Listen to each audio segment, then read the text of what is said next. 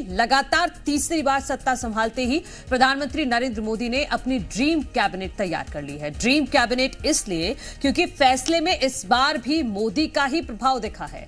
मोदी 3.0 में मंत्रियों को मंत्रालय का बंटवारा हुआ है। अमित शाह को इस बार भी गृह मंत्रालय मिला है। राजनाथ सिंह को फिर से रक्षा मंत्रालय दिया गया है।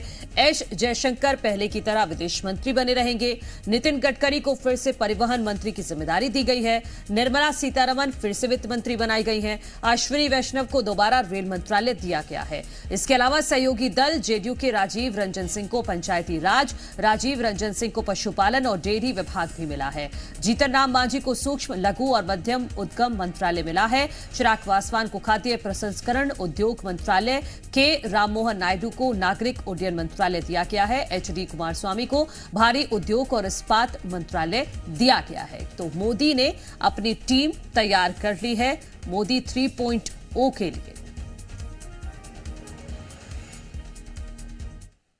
प्रधानमंत्री नरेंद्र मोदी ने अपने तीसरे कार्यकाल के लिए कैबिनेट की पहली बैठक के बाद ही मंत्रालय का बंटवारा कर दिया।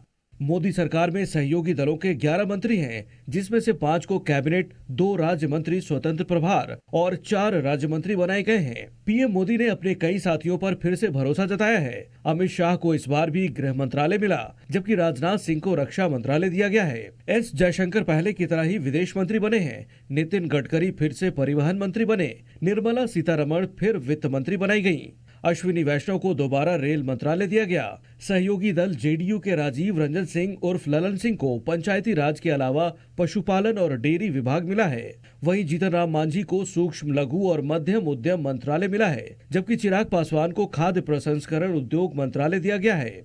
वहीं के राममोहन नायडू को नागरिक उड्डयन मंत्रालय दिया गया। जेडीएस के एचडी कुमारस्वामी को भारी उद्योग और इस्पात मंत्रालय मिला है। नई सरकार के ज्यादातर मंत्री आज ही अपना कार्यभार संभालेंगे। तो देखिए, बीते कल विभागों का बंटवारा हो चुका है और जिम्मेदारी निर्वहन की बात भी कह दी गई है। जैसे ही पद दिया गया वैसे ही कह दिया गया कि काम पर लग जाएं। अब मध्य प्रदेश की बात करें तो मध्य प्रदेश छत्तीसगढ़ से जिन मंत्रियों को जिम्मेदारी दी गई है उनके बारे में अब आपको बता देते हैं। शिवराज सिंह चौहान केंद्र सरकार में अपनी पहली पारी खेल रहे हैं। उन्हें कृषि मंत्री बनाया गया है। इसी के साथ ही ग्रामीण विकास मंत्रालय भी वो संभालेंगे। ज्योतिरादित्य सिंधिया को दूरसंचार मंत्री, वीरेंद्र खटीक को सामाजिक न्याय मंत्री और दुर्गा दास उइके को जनजातीय कार्य विभाग राज्य मंत्री बनाया गया है।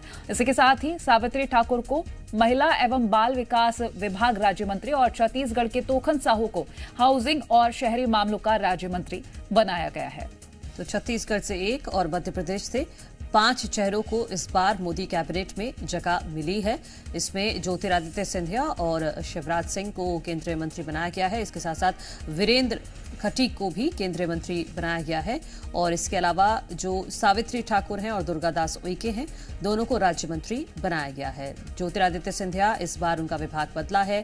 पहले उड्डयन उनके पास था, अब दूरसंचार दिया गया है। वीरेंद्र खटीक सामाजिक न्याय मंत्री इनको बनाया गया है। दुर्गा दास उइके जनजातीय कार्य विभाग राज्य मंत्री बनाए गए हैं और सावित्री ठाकुर को महिला एवं बाल विकास विभाग राज्य मंत्री बनाया गया है। तोखन साहू जो छत्तीसगढ़ से हैं, हाउसिंग और शहरी मामलों के राज्य मंत्री की जिम्मेदारी तोखन साहू को दी गई है।